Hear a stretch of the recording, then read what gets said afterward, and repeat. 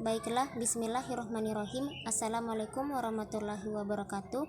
Perkenalkan, nama saya Alfianti, kelompok 3, kelas PTKA 2018. Kali ini saya akan membahas tentang kasus pertama, yang dimana sebuah set permainan rel kereta api terdiri dari 4 tipe bagian trek sebagaimana terlihat pada gambar berikut.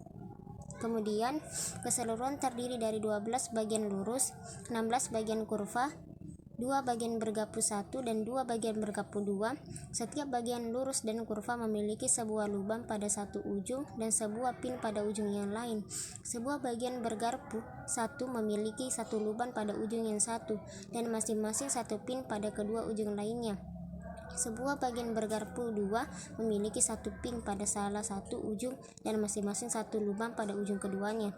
Dua bagian dapat dihubungkan satu dengan lainnya dengan menyisipkan satu pin ke satu lubang lainnya. Bagian-bagian tersebut bergabung dengan baik tanpa ada celah. Bagian kurva dan bergarpu dapat dibelokkan dan dapat membentuk kurva pada setiap ujung. Setiap kurva dapat membentuk sudut 45 derajat. Ini merupakan bagian gambar dari yaitu gambar bagian rel. Ini merupakan jawaban dari kasus pertama, yang dimana itu berikanlah sebuah formasi yang tepat dalam bentuk kata yang merupakan bagian dari sebuah permasalahan searching, yaitu gambaran state space, fungsi successor, initial state, dan goal state, yang dimana deskripsi sebuah set permainan rel kereta api yang memiliki rel 32 biji, 12 bagian lurus, 16 bagian kurva, 2 bagian bergarpu 1, 2 bagian bergarpu 2, dan rel tersebut tidak boleh ada bagian yang terbuka. Relnya diumpamakan sebagai berikut: rel lurus 12 bagian atau disingkat dengan RL, rel kurva 16 bagian atau disingkat RK, rel garpu 12 bagian atau disingkat dengan RG1, rel garpu 2 bagian RG2. State space-nya yaitu 4 jenis bagian rel kereta api yang disusun menjadi satu kesatuan yang utuh tanpa adanya bagian yang terbuka yang dimana relnya digambarkan. Fungsi successor yaitu menghubungkan bagian-bagian rel kereta api dengan cara menyambungkan dan menempatkan pin ke dalam lubang sehingga tidak ada pin yang terbuka. Bagian kurva, kedua bagian ujung kurva dan garpu dapat dibelokkan menjadi sudut 40 derajat. Initial state, keadaan awalnya 4 jenis bagian rel yang belum disusun di dalam trek yang kosong. Tujuan, 4 jenis bagian rel tersusun tanpa adanya bagian yang terbuka. Goal test-nya yaitu semua jenis bagian rel tersusun menjadi satu kesatuan dalam trek tanpa adanya bagian yang terbuka. Kemudian di antara metode blank share yang mana yang Anda pilih? Kenapa? BFS, karena pada metode Breadth First Share menjamin solusi yang ditemukan adalah yang paling terbaik pada penyusunan rel kereta api supaya relnya dapat tersusun sedemikian rupa sehingga tidak ada bagian yang terbuka, memerlukan solusi yang terbaik agar tidak ada kesalahan dan pemasangannya. Keuntungan lain dari penggunaan metode BFS ini adalah tidak ada menemukan jalan buntu. Kemudian keuntungan lain dari BFS ini adalah jika ada satu solusi maka metode akan menemukannya. Kemudian jelaskan secara singkat mengapa dengan menghilangkan bagian manapun dari bagian garpu dari set permainan di atas akan membuat masalah tidak bisa diselesaikan. Turunkan sebuah kondisi yang penting tetapi tidak cukup untuk setiap set permainan kereta api yang diberikan. Gunakan 4 tipe bagian pada gambar pertama untuk memperoleh sebuah solusi. Yang dimana bagian garpu adalah bagian yang sangat penting dikarenakan bagian garpu merupakan bagian inti rel yang menghubungkan bagian-bagian rel untuk bisa dibuat menjadi satu kesatuan utuh agar dapat berjalan. Jika ada satu bagian garpu hilang maka akan ada bagian terbuka di relnya untuk mengakibatkan kereta tidak dapat berjalan. Kemudian ketika bagian rel lain dihilangkan, bukan bagian garpu, maka kereta dapat berjalan dengan cara mengatur rel tersebut. Contohnya jika yang dihilangkan adalah rel bagian kurva, maka dapat dilihat seperti gambar di bawah. Tanda merah merupakan rel kereta yang dihilangkan, kemudian tanda hitam adalah tanda bagian rel kereta masih lengkap dan masih dapat berjalan dan cara untuk menutup bagian kurva yang hilang adalah dengan cara lain dibuat memanjang untuk menutupinya. Kemudian kasus 2 yang dimana soalnya yaitu sebuah grup dari N kendaraan diidentifikasikan dengan 1, 2, sampai N dapat bergerak dalam sebuah N kali N grid persegi panjang. Dalam kondisi awal, setiap kendaraan I dilokasikan dalam bidang I1 berarti pada kolom ke I dan baris pertama. Tujuannya adalah untuk menggerakkan kendaraan di bidang N tambah 1 N tambah I tambah 1, N. Ketentuan kendaraan harus bergerak ke orde yang berlawanan pada garis ke N dan grid. Pada setiap langkah, setiap N kendaraan dapat bergerak satu bidang ke atas, bawah, kiri, atau kanan, atau tinggal pada bidang yang sama. Jika sebuah kendaraan tidak bergerak, satu kendaraan yang bersisihan dengannya dan menumpuk di atasnya tetapi tidak lebih dari satu, tidak boleh ada dua kendaraan berada pada bidang yang sama pada setiap akhir dari sebuah langkah. Yaitu pertanyaannya, berapa kira-kira ukuran yang tepat untuk state space dari permasalahan kasusnya? Jawabannya yaitu N pangkat 2. Kemudian berapa kira-kira faktor percabangan dari shear rate? Yaitu 5N. Ketiga, anggap bahwa kendaraan I berada pada lokasi X, Y. Berapa nilai minimum langkah HI yang harus dilakukan oleh kendaraan untuk mencapai bidang goal state dan menganggap bahwa tidak ada kendaraan lain pada grid? Tunjukkan HI dalam bentuk matematis sebagai fungsi dari S, I, I, dan N, yaitu 10 langkah. Kemudian kasus ketiga, soalnya yaitu diberikan sebuah peta perjalanan dari sebuah negara bagian di dalam bentuk sebuah graf di mana setiap node adalah kota dan setiap edge adalah sebuah jalan yang menghubungkan dua buah kota. Graf dibentuk di mana setiap dua node dihubungkan dengan sebuah jalur yang terbentuk dari satu atau beberapa edge yang berhubungan. Setiap edge IJ diberi label dengan panjang LIJ dari jalan antara dua kota I dan J. Dua pasangan IJ dan JI mempresentasikan edge yang sama. Dengan kata lain, edge tidak berarah. Setiap dua kota yang dihubungkan sebuah edge pada peta disebut adjacent. Dua busemen A dan B mulai dari dua kota yang berbeda pada peta berturut-turut A dan B. Mereka ingin bertemu di satu kota manapun untuk mendiskusikan sebuah proyek baru untuk mencapai sebuah goal. Mereka bergerak dalam langkah yang berurutan.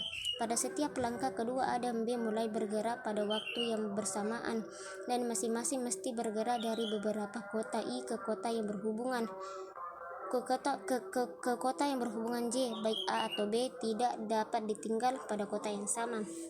Kita menganggap bahwa A dan B bergerak dalam unit kecepatan.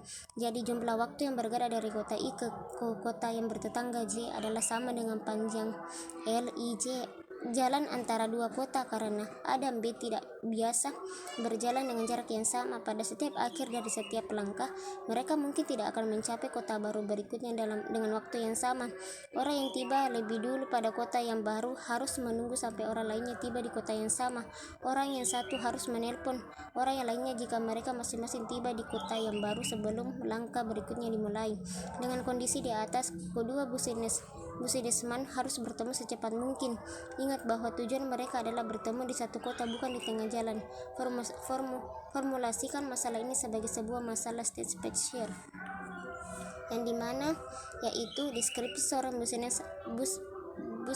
businessman A dan B berangkat dari kota A dan B dan mereka ingin bertemu di satu kota baru. Businessman A, businessman B. Apa state space-nya? Businessman A dan businessman B berangkat dari kota A dan B dan akan bertemu di satu kota yang baru yang berada dalam root. Apa inisial dan goal state, yaitu initial state yaitu kota A dan kota B, kota baru, kota ketemu atau 0,0. Goal state kota A dan kota B, kota baru atau kota bertemu A B.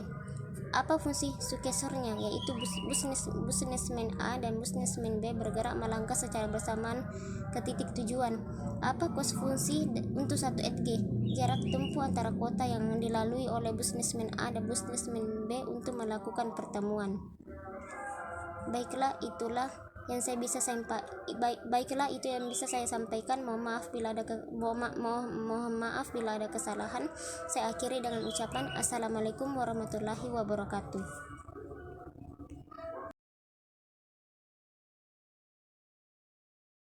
Assalamualaikum warahmatullahi wabarakatuh. Perkenalkan, nama saya Alfianti, PTKA 2018. Kali ini saya akan menjawab pertanyaan tentang kapan suatu objek atau aplikasi dapat dikatakan cerdas, yaitu ketika menerapkan artificial intelligence. Karena penerapan artificial intelligence banyak mempengaruhi cara kita hidup, berinteraksi, dan meningkatkan pengalaman dan kenyamanan kita. Artificial intelligence terus berkembang dan masih banyak artificial intelligence yang akan datang di tahun-tahun mendatang. Tentunya artificial intelligence yang lebih baik lagi dengan lebih banyak perbaikan, pengembangan, dan penerapannya. Kecerdasan buatan tidak selalu dikonotasikan negatif yang akan menggantikan peran manusia, walaupun ada beberapa pekerjaan yang bisa saja digantikan oleh artificial intelligence. Namun artificial intelligence juga membawa pekerjaan atau profesi baru. Penting, kita jangan terlalu berpikiran negatif terhadap kemampuan yang dimiliki artificial intelligence, melainkan kita seharusnya khawatir terhadap ketidakmampuan artificial intelligence sekarang. Mungkin kita tidak bisa belajar banyak sekaligus dalam satu waktu seperti halnya artificial intelligence. Namun kita mampu bekerja sama dengan artificial intelligence. Mungkin saja ada sesuatu hal yang manusia perlu membutuhkan waktu ratusan tahun untuk menemukannya. Sedangkan dengan adanya kerjasama antara kita dengan artificial intelligence, hal tersebut bisa saja ditemukan dalam hitungan hari. Pertanyaan selanjutnya yaitu, jika Anda disuruh untuk mengembangkan satu produk artificial intelligence yang akan membantu masyarakat dalam mencegah penyebaran dan penanggulangan virus COVID-19, apa yang akan Anda buat? Yang saya buat yaitu teknologi dalam termometer suhu, yaitu kamera pendeteksi suhu tubuh yang dilengkapi dengan kecerdasan buatan atau artificial intelligence. Kamera ini diklaim mampu memberikan hasil akurat tanpa kontak dalam waktu singkat. Kekurangan dari termometer tembak adalah akurasinya kurang dan pembacaan suhu relatif lambat, sehingga kurang cocok jika dipakai di tempat yang banyak didatangi orang. Sementara itu, kelebihan lain dari kamera ini tidak ada kontak yang dekat dengan orang lain, sehingga dapat mengurangi kemungkinan paparan infeksi.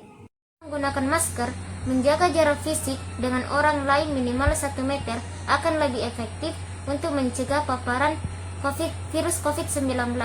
Penerapan jaga jarak ini juga berlaku saat pengecekan suhu tubuh.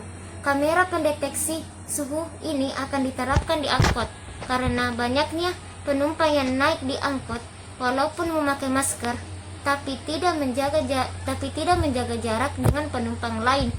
Dan untuk menghindari paparan virus COVID-19, maka kamera ini akan diterapkan dengan cara penumpang akan dicek suhunya. Jika suhunya tinggi, maka tidak akan naik di angkot, sehingga ini akan lebih efektif.